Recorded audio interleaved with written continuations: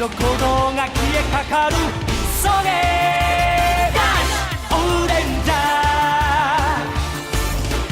ー熱い血流れる鋼のマシン Welcome to the Super Sentai Brothers. This is episode 15 of Your Eyes Ohranger, the internet's best and only podcast dedicated to Chouriki Sentai Ohranger. Every week we watch an episode of the show and we share our thoughts with you, the listeners. My name is Matt J. With me as always is my co-host and brother Dave. Dave, how you doing today? I'm doing great, man. It's a beautiful Glad day to hear out. it. Just took the babies for a walk. Nice and sunny out. I was going to say, you know, climate change, we're all going to die, but right now, it's like 50-odd degrees in February, so I'm cool. Yeah, climate change is going to kill us all, but it's going to kill Cleveland last, so, you know. Yeah. I'm down. Deuces, nerds. Yeah. unless of course this is a moment like in remember in Commando, John Matrix has the guy Dylan is like, I'm going to kill you last, and then later he says, remember when I told you I was going to kill you last? I lied. I And then he lied. drops the Oh guy, my God. and it's Dude, I haven't seen Commando in so long. because everything in Commando is amazing. Anyway, I hope that climate change does not do that to Cleveland. I hope it does keep its promise to kill us last. And on that cheerful note, Dave, let's get into talking about this episode. But I'm sorry, not talking about the episode yet, because first, of course, as always, shining in the heavens, there are 5 stars. What is our first star of the week? So our first star of the week, Matt, it's still the Olympics, actually. We're just... It takes up a lot of mind space. Sorry, guys. Like, it comes around every 2 years, and then we just talk about it a whole bunch. Here's the deal. In the 5 stars, we try to give you a sort of a picture of our lives. And right now, I don't have any other things. I don't have many other things, rather, to talk about. Yeah, it's because the Olympics are still on. I think the closing ceremony is tonight, so I'll be free from their beautiful and chilly embrace starting tomorrow. But as of today, I was definitely still watching stuff right before I came on to record this. So, Team America, ladies hockey, won gold. Yes. Congratulations. Very exciting. If any of you are listening, if you're listening, great job, ladies. And men's curling won gold. Which is very exciting. I love a curl. I don't think beyond that we, America, medaled in anything gold this week. No, I don't believe so. There was a lot of sort of like middling medals, which, you know what? Listen, it's more Olympic medals than I've got. So, everyone counts. Yeah. There was, I did see, and I just like cruising around the internet, I did see somebody, presumably a Canadian, post a like, hey, congratulations, American women's hockey. And it was like, congratulations, American women's hockey, after Canada winning it for 20 straight years. I guess, like, you deserve it. And it was sort of like, all right, buddy. You know, okay. I mean, it's nice of you to congratulate them. I feel like that maybe wasn't the most gracious way to do it. But, Hey, listen, Canadians, very polite, not always nice. And before you get mad, Matt and I are 25% Canadian. Yeah, so I'm 1/4 Canadian, so that means I'm 1/4 polite. Yeah, and you can only be 3/4 mad at us for that joke. But yeah, I don't actually have a lot of other things to talk about the Olympics. We've the closing ceremony has not yet happened. I'll probably be watching it tonight. I'll probably be switching back and forth between watching the Olympics closing ceremony and watching Elimination Chamber, because both of those things are happening tonight. Well, I don't know what that is, but wait, hold up. There was one more thing. Can we just talk for like a hot second? Can we just talk? Some of the Olympic athletes from Russia were caught for doping, and one of them, which is insane. Okay, so the lady was like she's on like a ski bobsled team, I think, and so it's like, okay, you did the bad drugs and you got caught on your bobsled thing, but the dude was on the curling team. Like, do you need to be super yoked for curling? That just doesn't make sense to me. I mean, I did definitely see the gold medal winning American curling team, and those do just look like guys from the bar. I mean, which is not 100%. To say that it's not incredibly difficult to do at that level. I'm just, you don't need to be mega jacked. Yeah. It's like, I sort of feel like that dude just got caught up in the doping. Like, you're an Olympic athlete, you're from Russia. Like, a doctor is just going to show up and be like, well, here are your shots. Here's your, like, special Russia vitamins. And you're just like, I don't even, like, that guy probably was protesting. He's like, guys, I'm in curling. And then Russia, in Soviet Russia, the doctor. No, got to give him the full Ivan Drago. Yeah. Now I'm just imagining like an Ivan Drago style montage, but the dude is curling, and so he's just like trying to curl like a giant rock, and the just curling is boulders. Like 3 times the size. Yeah. Oh man. Oh man. Oh, why do we not have that movie? That would have been someday, some beautiful day, Matt.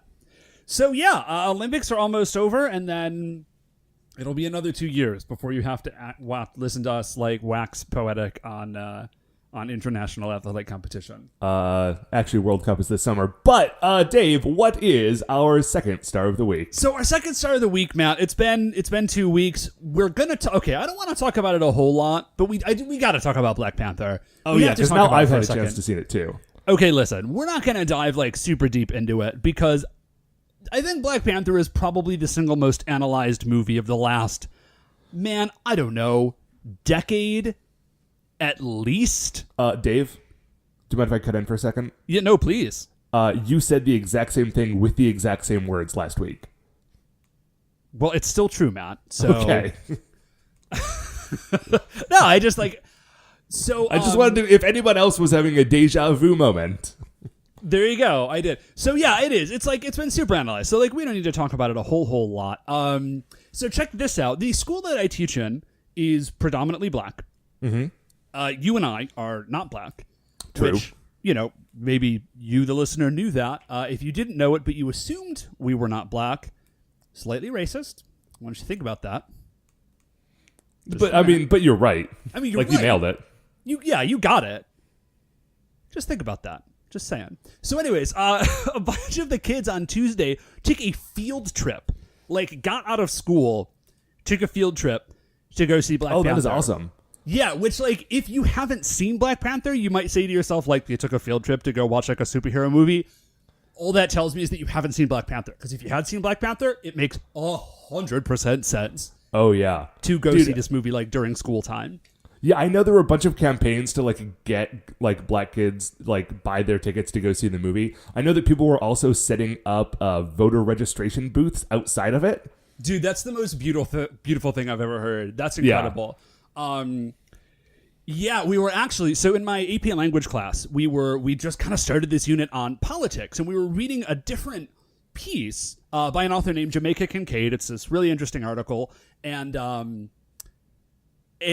we started talking about it, and I was like, okay, actually, has anybody here seen, because they hadn't seen it yet, like this was on like a Monday, and I said, has anybody seen Black Panther? And only a handful of kids were like, oh yeah, I'd seen it. I'm like, all right, well, we're not going to talk about it, but like the movie is super relevant to what we're talking about right now. And they're like, oh my gosh, it's so relevant to this article that this Antiguan author wrote in like the 90s. That's awesome.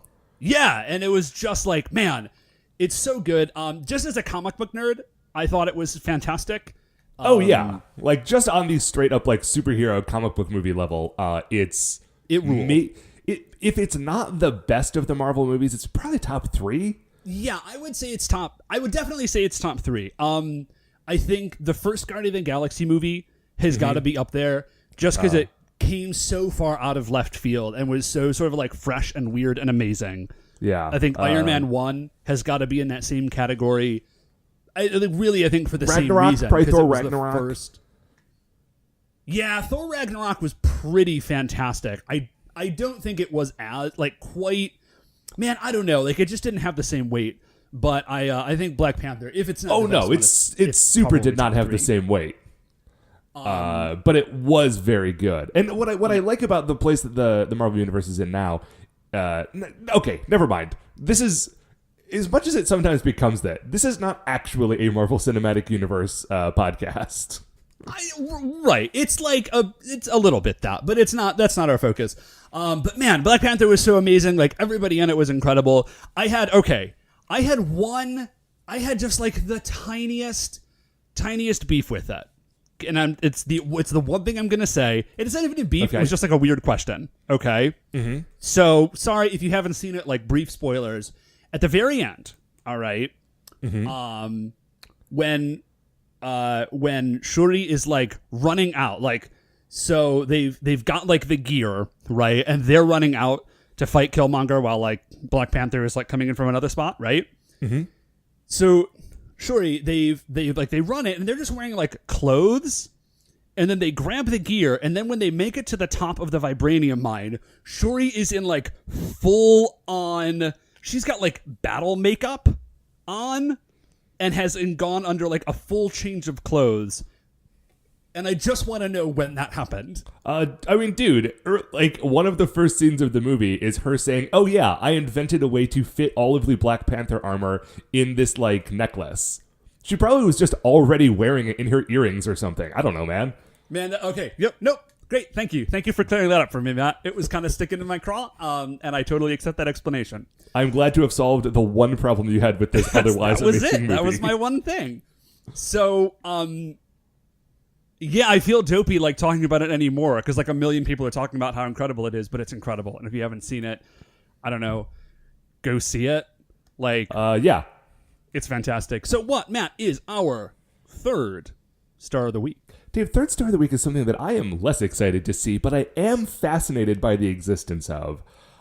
They are doing a reboot of Reboot. Say again? You remember Reboot? Yeah. The show? Yeah. Not the concept? Yeah. Mm-hmm. You know, with Bob and Dot and Enzo. Enzo, right? Yes. Yeah, no, I remember... Megabyte Hexadecimal? Yeah, that sounds right. So they're rebooting Reboot. They're rebooting the Reboot, yeah. But it's not like... It is a reboot. It seems sort of like from the ground up because it doesn't seem to be in almost any way related to Reboot, except for the fact that Megabyte does seem to be in it. It's actually a lot more like a tokusatsu show, where you have like these 4 teens in this like fancy high school who get teleported, who will like go in and out of virtual reality to fight the monsters who are in there before they can invade the real world with their technology. Now, here's the thing about that. It doesn't sound like Reboot. It does sound like either VR Troopers or Superhuman Samurai Cyber Squad. And I don't know why they didn't just reboot one of those. Yeah, it's like, guys, you have already got a show that is that thing. So I don't know. I mean, I'm excited to... I guess I am excited to watch at least the first episode of it because I do love Reboot, and as anyone who listens to the show probably knows, I really like tokusatsu shows. So, like, that seems to be something I would be into. I just don't know if it's two great tastes that go great together. Yeah, well, I mean, listen, I won't knock it till I try it, I guess. But anyway, that's it. I just wanted the excuse to say the words Superhuman Samurai Cyber Squad. Do you remember that one?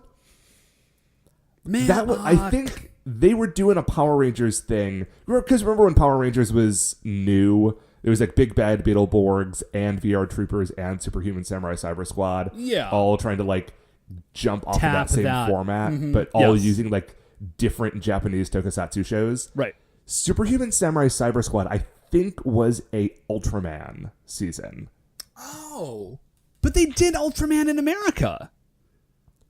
Yeah, but they weren't doing Ultraman in America at the time. They had done Ultraman in America in like the 70s, I think. I don't know. I mean, I remember toys from when we were as a kid. Okay, this is very quickly veering off track.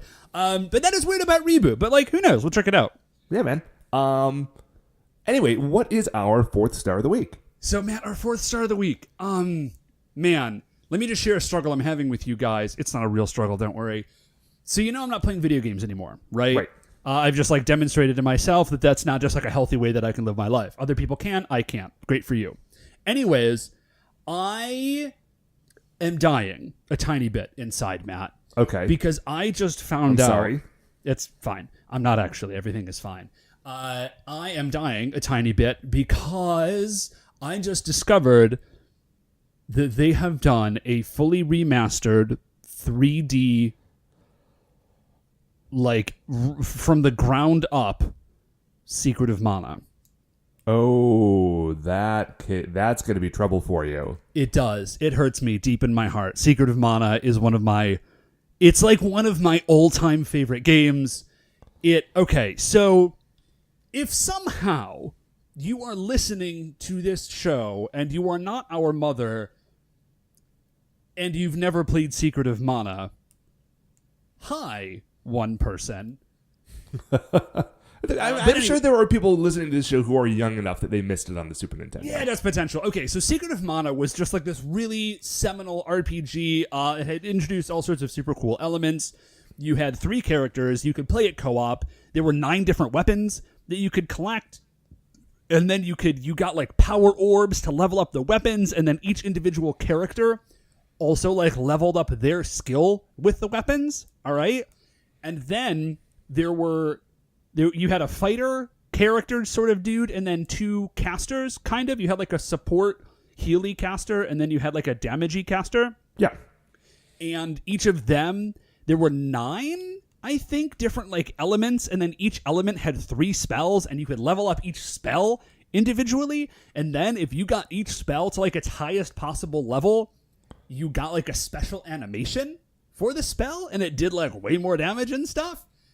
And you had like a flying dragon that you summoned with a drum. The story didn't make any sense, by the way. Now, when I want you, the listener, to know that when Dave says that you can do this, what he meant was I did do this. Oh yeah, I did all of that. This is the one game I've ever seen Dave like almost like 100% everything on. There was one, and it still bugs me a tiny bit. There is like 1 power orb for one of the weapons that like you can only get it in this one dungeon, because the game is like big and sort of like roamy. It broke a lot of ground as far as like an open world sort of game environment. Like you could just kind of travel around and do all sorts of different things, and so you could revisit almost all the environments. But there was like one dungeon, and you could only go to it once, because like when you defeated it, it like sunk beneath the ocean, and like that was it forever. And there was 1 power orb for the whip that you couldn't get anyplace else, and like I just missed it because I didn't know, and I only ever got the whip to level 7, and it still super bums me out when I think about it. Yeah. Oh my gosh. So anyways, I'm not gonna replay it. But Dave, this is your opportunity. You can finally go back to that dungeon. I could do it.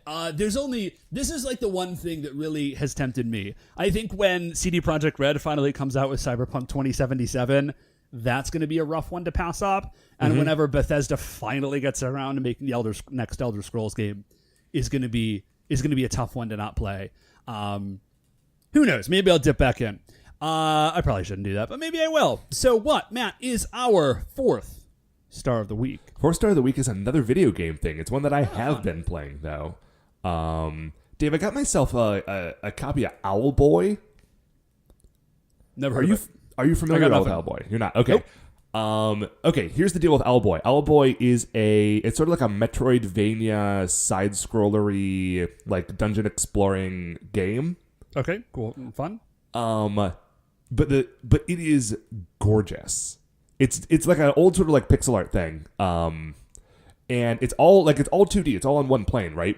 But nice. you are in this world of sort of like clouds and like floating islands and stuff. And so the depth of field on the background, it does that sort of like parallax view where, like, in Link to the Past, when you're like up on top of Mount Doom and you walk and like the tree line on the horizon like shifts at a different rate because it's far away. Yeah. It's but it's like 5 layers deep, and it's like beautiful colors and like amazing music. The story is really fun. You play an owl, which is like a weird sort of magic Jedi thing in this world. Wait, sorry. You play an actual owl, or that is like a title that you have? You play like an owl person.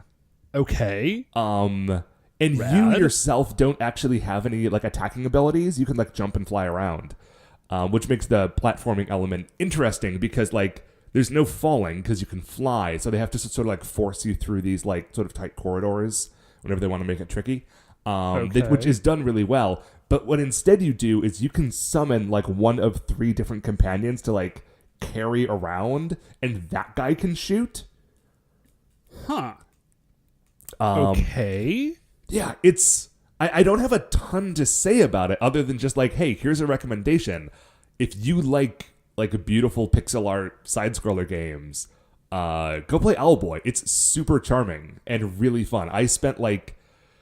You know how you said that like playing video games is something you decided you could not do healthily? Mm-hmm. I think that typically, that's not me. I think that I can sort of regulate that pretty well.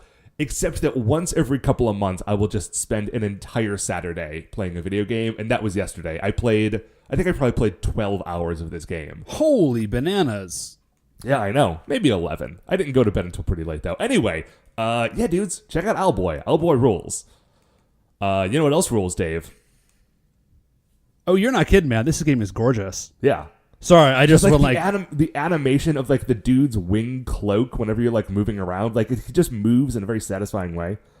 Anyway, yeah, this is a super pretty game. Anyways, do you know what? What else is super pretty? Oh, there you go. Nice. It's Ohranger. We're watching episode 15. It's called My Friend, Rest in Passion. We're gonna watch that, and we'll be right back.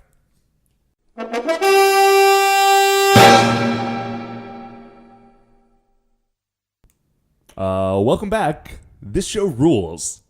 Holy crap, dude. Yeah, we're gonna obviously talk about it in great detail, but quick gut check, Dave. Is this so far the best episode of this show? Yeah, this is absolutely the best episode of this show so far. This is, dude, this I feel like is in pretty strong contention for maybe the best episode of Sentai we've ever seen.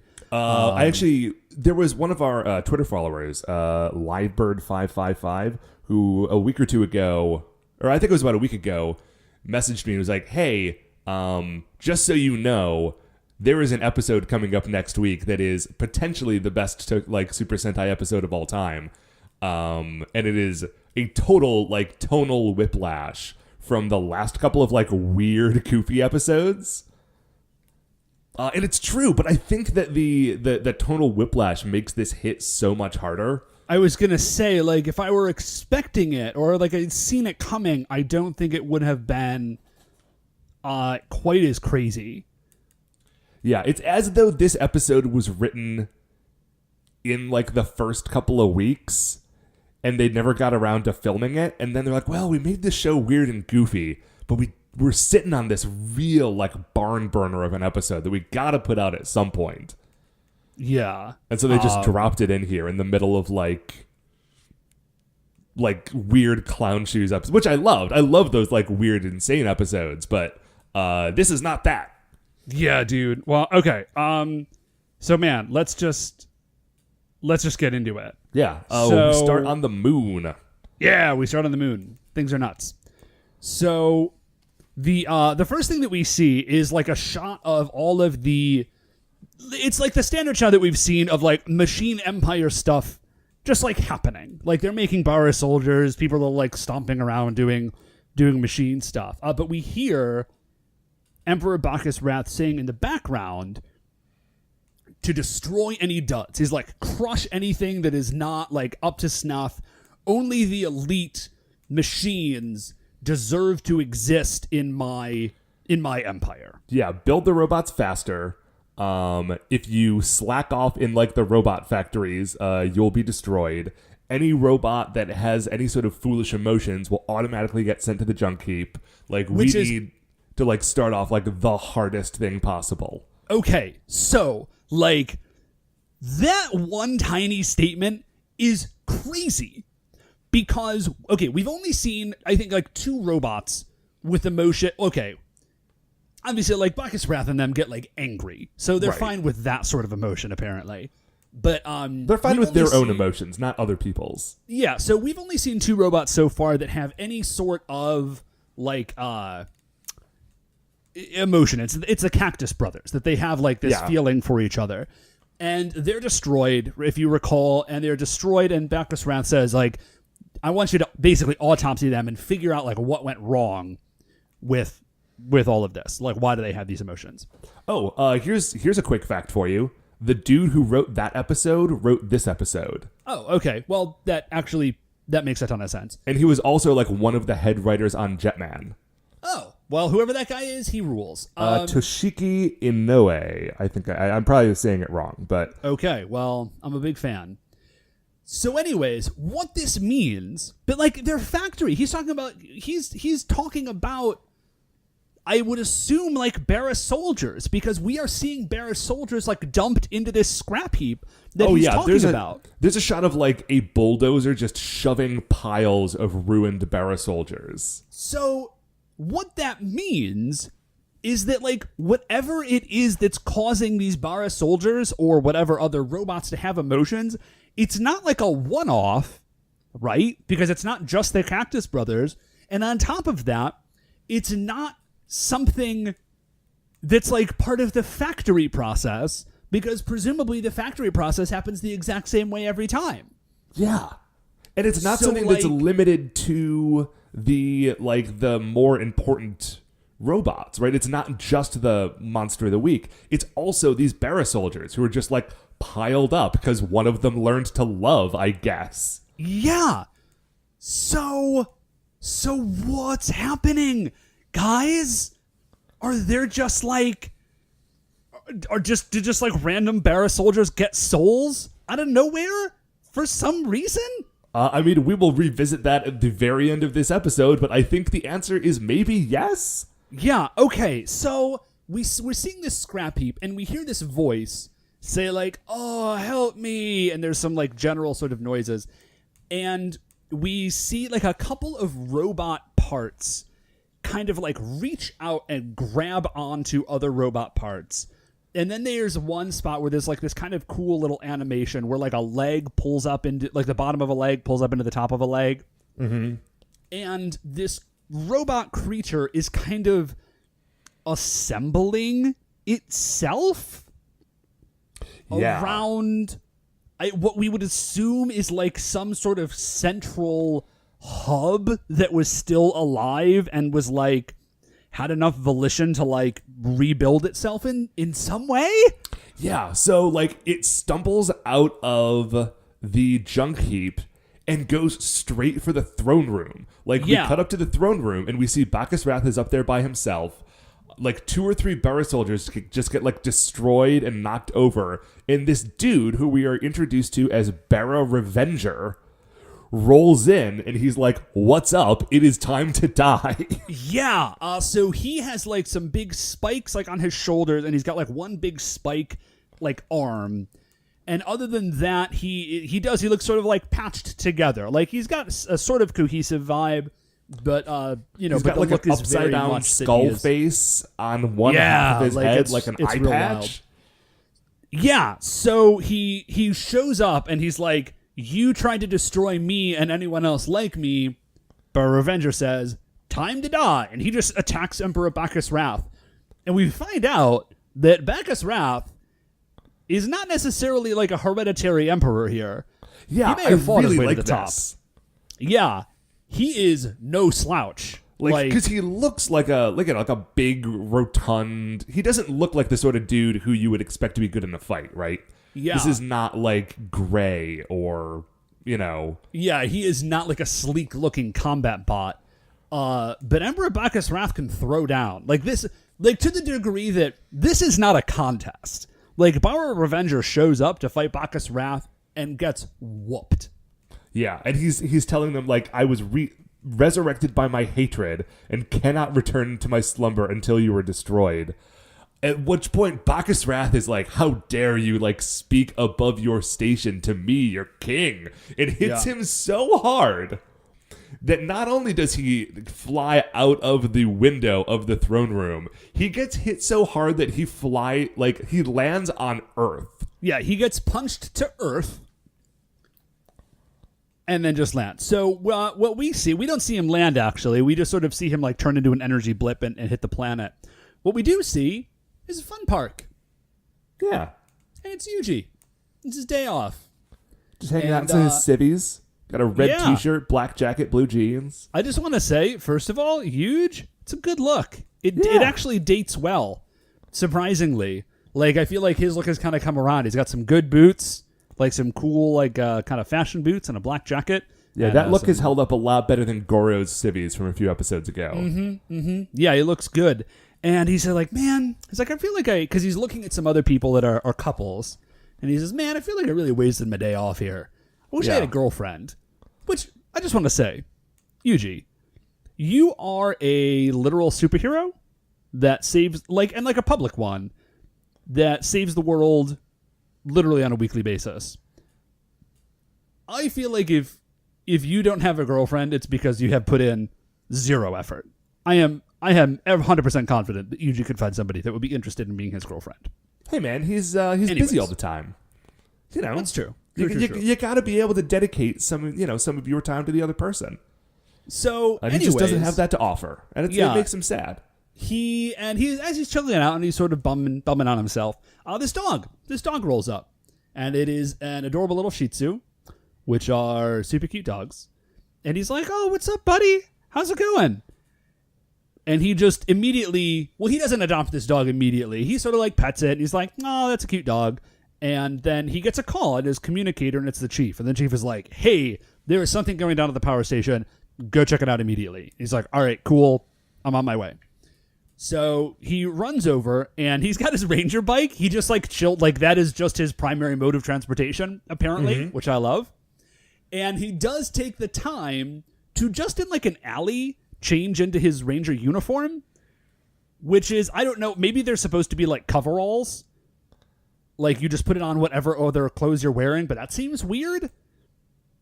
Yeah, although I do like the idea, like, well, I'm going to work, time to put on my uniform. Yeah, he doesn't even, like, step into a phone booth. So, either it's a coverall or, like, Huge just stripped down in an alleyway. Either one of those things is kind of weird. I can definitely see either. Yeah. But as he's about to get on the bike, the dog comes around. He's like, "Oh, buddy, like, you want to come with me? Rad. Like, new pal." So he takes the dog, he names the dog Shiro immediately, by the way. And so he takes the dog and he shows up and he drives away. So the next thing we see is Bauer Revenger, and he is in the power station. Yeah, and he has just like plugged himself into a bunch of machines, and he's trying to absorb as much power out of this as he can. He's got like a little power dial on his chest to see like how strong he is, because he's trying to get enough energy that he can go back and re-challenge Bacchus Wrath. Yeah, he says, I need more power. So the Rangers arrive, and they're like, "Hey, paranoia monster, like, we see what you're doing, like, we won't let you, we'll stop you." And Bauer Revenger is like, he's like, "Hey, no, he's like, no, I hate Bacchus Wrath, I am not from Paranoia, like, yes, I am a giant robot, I'm sort of from Paranoia, but I'm not." He doesn't say my only That's enemy implicit. is Bacchus Wrath. I don't want to fight you. And he just like jumps off the roof and runs away. Yeah, like he does nothing. He just books it. And so the Rangers are like, "Oh, so they chase him, and but he gets away. And they're like down and they're looking around and they don't see him. So the next thing we see is Shiro, the dog. Oh yeah, because they are, at this point, they have shifted from trying to find Bauer Avenger to trying to find Shiro, because Shiro has run away during the course of this confrontation. Yeah. I love the quickness, the speed with which they abandon the search for Bauer Avenger. They're like, "Well, we don't see him right now, so he's gone forever." But the dog is somewhere around here. So they're looking for Shiro, and we actually see Shiro. We find him before they do, and he's running across the street. He's about to get hit by a car. Oh no, Dave. Oh no. And the Rangers are nowhere in sight, but you know who is here, Matt? It's Bauer Avenger. It's Bauer Avenger. And he saves Shiro. So does like a diving tackle to like scoop him out of the street before the car runs him over. Yeah. So, which is great because you saved a dog. So now we know you're good. So right. So therefore you are a good person. You have saved man's favorite genetically engineered friend, and you are therefore a good person. So Yuji's still looking for Shiro, and he shows up in a park, and he's just sort of like calling for him. And first of all, you gotta applaud the confidence with which he's doing it, because he gave that dog that name 5 minutes before that dog ran away, and he's expecting that dog to answer to it. Yeah. Which he doesn't. But he sees Bara Revenger with Shiro. Yeah, and they're just sort of chilling in the park. They're just chilling out. Right. He's just like, the dog isn't freaking out. He's just sort of like being pet, which is very cool. And so Yuji sees him and he's like, He's like, well, if you like dogs and if and Shiro dogs likes like you, then maybe, like, okay. Like, Shiro or Yuji also admits, he's like, well, you did save the dog, so, like, you're automatically a good person. He's like, maybe I need to revisit what's happening. Yeah, and Bara Revenger at this point gives Yuji a little flashback on what we saw earlier. Like, oh yeah, you know, I'm a Bara robot. I was resurrected by my hatred. I'm made of like parts of rejected robots. Yeah. I'm thinking about Shiro, and then I'm thinking about like all my favorite like dog, like fiction dogs, right? Mm-hmm. And I am remember in Fable 2? Yes, how you got do a dog? Remember Fable 2. Yeah. How you got a dog? Yeah, I named that dog Hugo. Oh, that's a good name for a dog. Yeah. Oh, I named my dog Argos because anytime a game gives me an opportunity to name a dog, I always name it Argos because that's the name of Odysseus' dog. And the name of Xena's horse. I think. Or maybe that's Argo. Doesn't matter. Anyways, yeah, and then at the very end... Spoilers for Fable 2, I guess. Yeah, spoilers for Fable 2 for this very old game. At the very end of the game, like, you get, like, a wish, right? And so what's happened is your dog has died. So, but, like, all this other stuff has happened. And at the very end of the game, you get a wish. And you can either get, like, a gajillion gold pieces, like, more gold than you could possibly use. You can, like, save everyone else, or you can save your dog. Like, you can bring your dog back to life. And so everyone just brings the dog back to life. Yeah, right? everybody brings the dog back to life, right? Or they don't admit that they did it, like that they took the money, because like, what sort of monster are you? But it was a tough moment because it was like, no, actually, you know what it was? Is I didn't. I saved everybody else. But I looked at that screen for a really long time. Like, longer than I care to admit, that I felt like I needed to moralize over a fictional dog. No, I took just as long as it needed for me to rationalize saving the computer dog instead of saving the computer people. So anyways, Bara Revenger, he sort of has the same feeling. He's like, all right, well, maybe I actually need to reevaluate my view of humans, of people like you, that like, you're not just going to attack me. Like, maybe this, you guys are all right. And so Shiro sort of like runs back to Yuji, and then Bara Revenger just borns out. Like, Yuji looks up and he's gone. Really, your go-to on that is Jason Bourne, not Batman? Yeah, I guess it is. Huh. Hadn't thought about that until you said it, but yeah, it totally is. Well, because there's the scene where there's the bus. Like, he just does it. You know what it is like Batman does totally do it, but Bourne is a movie, and Batman does it in comics, and so it's a more visually... Like, I sort of get the visual of it a little bit more. Anyways. I'm also now just learning that you have apparently never heard of a Batman movie. No, I'm just... Listen, Matt, this is a Marvel... It's exciting. This is a Marvel Comics movie podcast, not a DC Comics movie podcast. So, from there, back to the moon. And Acha is furious. Furious that Bara Revenger exists. Like, he takes his existence as some sort of offense. Yeah. And Bacchus Wrath says, well, okay, yeah, I mean, like, yes, I am also furious. Go kill him. And Acha says, no. He says, that would be boring. I got a better plan. Let me deal with this. Yeah. So we cut back down to Earth, and Bara Revenger has gone to another power station and is absorbing all the energy from that. But this time, he is not confronted by the Ohrangers. He's just confronted by the armed guards of this power station. Right, Which are legion. There are like 15 armed guards just standing by the gate of this place. With like super heavy weaponry. Although, let's give. There've been a lot of paranoia attacks, so maybe he would also step up defense. So people got that paranoia. That was really good. So actually, Matt, that's not quite accurate. He would like to be absorbing the power. He's not doing it yet, because what we see is him actually sort of like making his way to the power station, and they're trying to stop him. And so he like busts through the gate, and he's like stomping forward, but very pointedly, he is not hurting any of the guards. Yeah, like they are shooting at him, and he is not fighting back, even though we know he could. Yeah, he's got like crazy paranoia robot powers.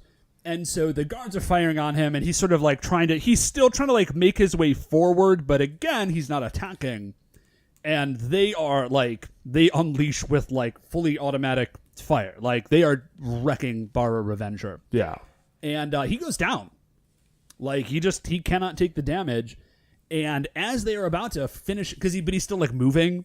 And as they are about to finish him off, Yuji runs up. Who knows why Yuji is there, or how he knew where Bara Revenger was, or what? But he's there now. And and as they're about to kill Bara Revenger, he's like, "Oh wait, hold on!" He pulls out his ID badge. He's like, "Listen, I'm Yuji from the Ohrangers," and everyone like stops and salutes him. And he says like, "This guy, like, stop killing this dude. This guy's cool." They're like, "But isn't he a Baron? Like, you are an Ohranger, and this dude is from Baranoia. What's the deal, buddy?" He's just like, he doesn't explain. He's like, no, it's fine. And he just leaves. Like, he helps Bara Revenger up, and he just leaves. So we go from there to the quarry, which we haven't seen in a little while. Yeah, I got to admit, it was a little heartwarming. It was, I don't know why they're there. It makes no sense, but whatever. And so they're in the quarry, and Bara Revenger is dying. Like, this is it. He has sustained too much damage. And he doesn't have enough energy to, like, heal himself. Yeah. And Yuji is looking down at him, like, weeping, right? Because he's like, this is the one Baranoia guy that is, like, there's hope, maybe. Like, this dude is great. And he doesn't know what to do. And Bara Revenger's like, I don't have the energy. Like, I can't make it through. Yuji pulls out his, like, power thing, removes his Chouriki energy crystal, puts it in Bara Revenger's hand, clasps Bara Revenger's hand in his own, and says, use my Chouriki energy to heal yourself. And it's a very cool, like, shot, because what happens is, like, he is, like, forcing this Chouriki energy into... First, like, specifically, it is his blue Chouriki energy. So there's, like, this blue energy waves going into this dude. And his wounds, his robot wounds, are healing up, or repairing, I guess. Yeah. And as this is happening, Yuji is sort of flashing back and forth between regular Yuji and, like, the O-Blue. Yeah. Like, just, like, going back and forth, because there's all this, like... sparking Chouriki energy, and that's how he processes Chouriki energy, is by transforming into an Ohranger. Oh my gosh, okay. So he heals Bara Revenger. Bara Revenger is cool now. And Bara Revenger says, my only enemy is Bacchus Wrath. That is a point of honor for me. Like, I'm not going to hurt anybody else. I'm only in this to kill Bacchus Wrath. And then Yuji says, let's fight together. And then Bara Revenger says, I must reconsider. This is where he says that. I screwed it up before, but he says, I must reconsider my opinion of people like you. And they do, like, they do the, like, handshake, but not like they don't shake hands like, hey, great business meeting, Todd. Like, the hands up handshake, you know what I mean? Like, the high five handshake. You know, at the beginning of Predator, when Arnold Schwarzenegger goes to visit Carl Weathers, he's like, what's the matter, Dylan? They got you pushing too many pencils. And they do, like, the arm grasp thing. Like, that's what this is. It's that one. It's fantastic. Apparently, okay. I'm just doing all Schwarzenegger all the time now. You could do worse. You could do a lot worse. Yeah. So, Acha arrives, and he's like, Bara Revenger. So, like, his ploy at first is a little bit weird. I think he's trying to, like, get Bara Revenger back on side. He's like, Bara Revenger... Like, you are a member of Baranoia. Bacchus Wrath has given you the name Bara Revenger. which is weird because we thought that was already his name, but whatever. You know, when that happened, I looked back, and I think that the reason that he was already Bara Revenger in my notes is that there was like a title card that came up on screen. Yeah, that is why. I don't think that anyone had actually called him Bara Revenger up to that point.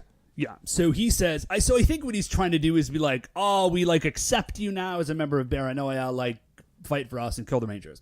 Bara Revenger is like, I would rather die than ever fight for you. Bacchus Wrath is my enemy, and like I will destroy you all. Amazing. Yes.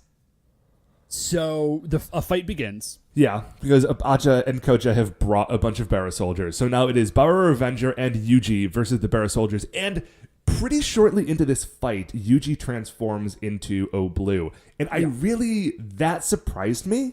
Because I kind of thought he was going to need to like recharge that energy. But maybe the Chouriki crystals just have unlimited energy.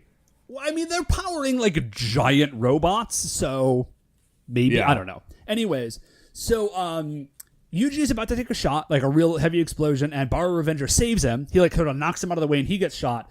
And then one of the Bara soldiers does a move that we haven't seen before, where his like head opens up and his eyes flash. And then instead of an explosion, he launches like cog-shaped shuriken. We saw that in the very first episode when they were fighting in the woods by the campfire. Rad. So then that's this, and this is the point where Yuji henshins, and then he saves Bara Revenger, and then Acha drops some like eye blast explosions, which we've never seen before. Didn't know he could do that. And some Bara soldiers are like closing in on Bara Revenger when, out of nowhere, Goro, like transformed into O-Red, just does a flying jump kick off of a cliff. Yeah, it's rad.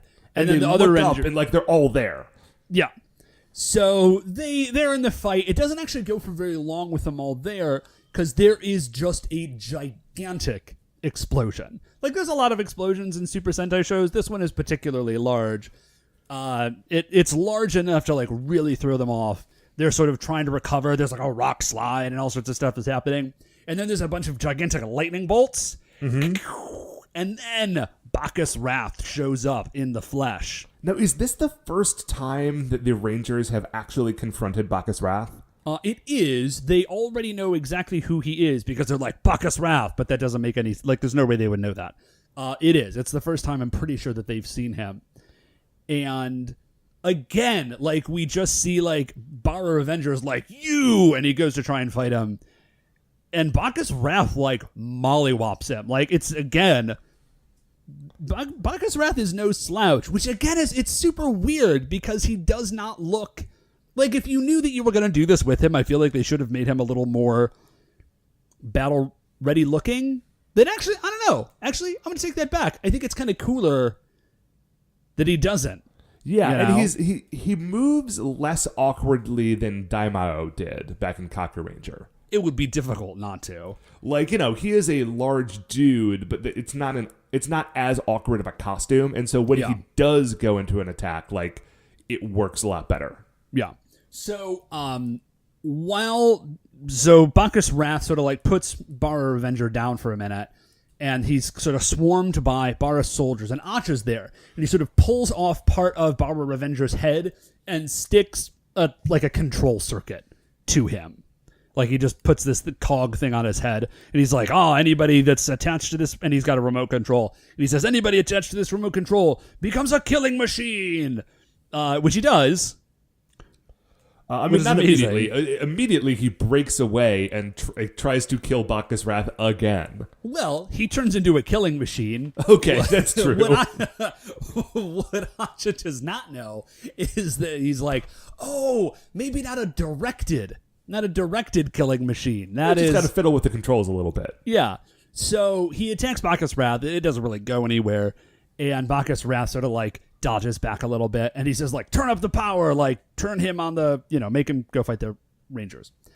Bara Revenger is fighting the control of this circuit. Like, we can see the struggle, but ultimately he does lose. Like, the power of this control circuit is too great, and he attacks the Rangers. Yeah, Yuji, I think, is also trying to stop it from happening, but like isn't quite able to get there in time to pull it off of his head. Right. Well, yeah, he's trying to, and he's sort of like getting in between because the Rangers are immediately like, like, oh, okay, like this is real. This is the real Bara Revenger. Everything else was just a trick. And Goro's about ready to blast him, and Yuji's like, no, like, do not do that. Like, it's like we need to stop. We need to save Bara Revenger. Okay. Mm-hmm. And Bara Revenger is sort of like fighting them, and Yuji and now I think he's sort of convinced the other Rangers, or sort of trying to like dodge backwards. Well, the other Rangers all then get knocked off like down the cliff into the quarry, so it's just Bara Revenger and Yuji sort of fighting on the ledge up there. Yeah, and so Bara Revenger stabs Blue, and Blue like grabs this spike to stop himself from being stabbed any further, and he says.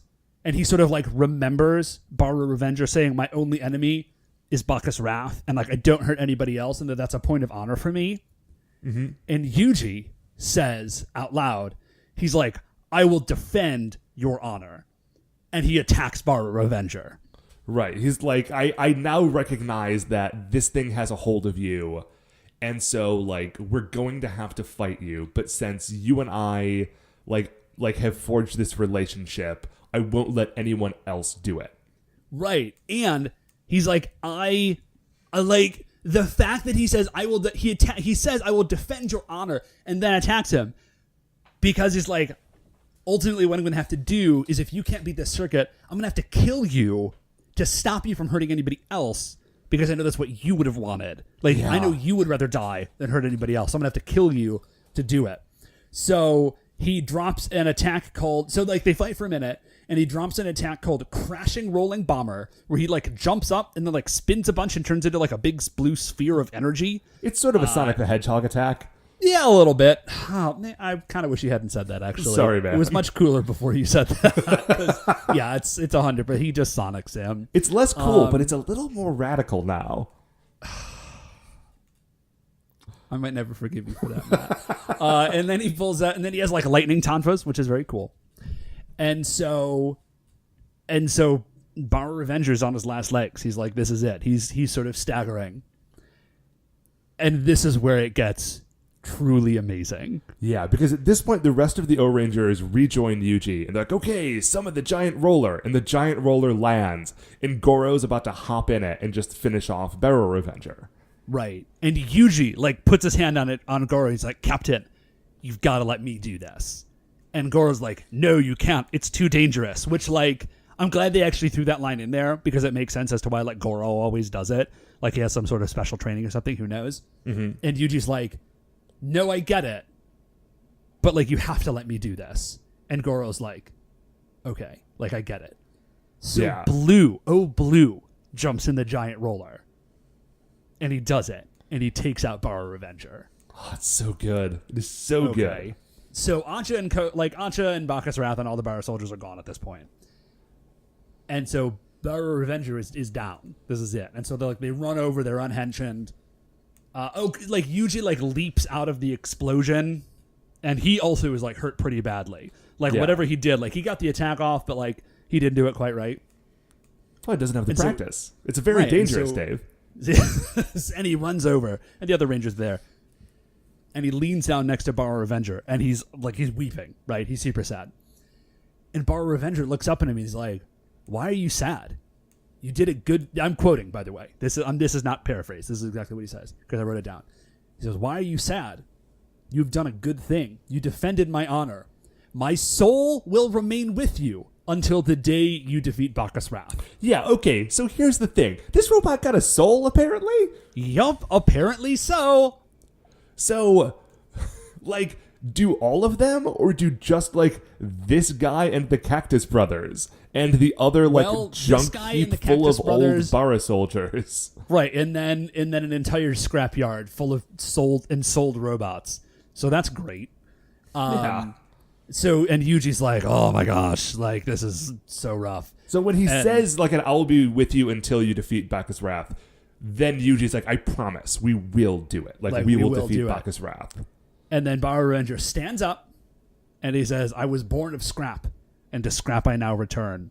And he starts to, like, slowly, like, sort of stumble walk away, and Yuji goes to follow him, and Goro puts a hand on Yuji's shoulder and is like, no, man, like, let him do this, like let him do this alone. Yeah. Let him like have a warrior's death. I don't know. Okay, I don't know why it's powerful, but it is. The good ending to this kind of episode, which is the monster literally going off by himself into the sunset. Which, Dave, has there ever been an episode with the monsters going off into the sunset that was not an amazing episode? I don't think there has been. Because I know it happened with this. I know it happened with the last episode with Jin the Demon Fist, which apparently was also the same author, or the same writer. Was it seriously? Yeah, I don't know if I like Super Sentai or if I just like the episodes that this guy wrote in the 90s. I don't know, but this guy crushes it. So Bara, and of course with the Three Stooges. And so Bara Revenger, he finds like a scrap yard, like a scrap heap. And Shiro, the dog, finds him, lies down at his feet, and like is like licking his feet. Yeah. Bara Revenger like leans over and he like pets Shiro one last time, and then the light in his, like the literal light in his eyes, because he's a robot, like fades down, and then he crumbles. Like whatever energy was holding together his scrap form fades. And he rusts and falls, like parts of him fall to dust, parts of him just sort of like disconnect from each other. Yeah. Helicopter pan out in silence. As like Shiro the dog walks away in the sunset from this like collapsed junk heap that was formerly Bara Revenger. Holy crap. Yeah, dude, this show is great. So man, like I said, this is like in the running for one of the best episodes of Super Sentai I've ever seen. It was amazing. But that's the end of the episode, Dave. But it is not, of course, the end of our episode. Yeah. So the question, of course, is where does Bara Revenger fit on the Monster of the Week list? And I mean, obviously, I think he's way, way up there.